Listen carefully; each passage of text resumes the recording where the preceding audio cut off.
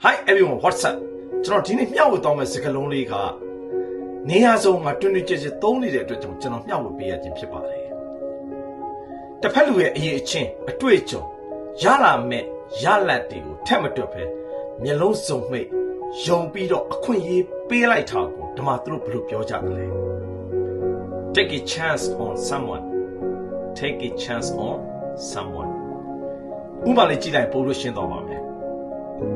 The manager took a chance on me, even though I have no experience on this field. He took a chance on me and did invest in my business idea. She wasn't sure about dating him at first, but she decided to take a chance on him.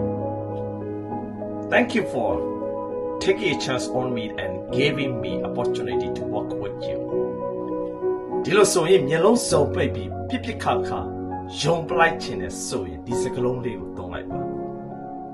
Take a chance on someone နဲ့မှာကျွန်တော်တို့အစားထည့်ပြီးသုံးလို့ရပါတယ်နောက်ဗီဒီယိုမှာတွေ့မယ်နော် Bye bye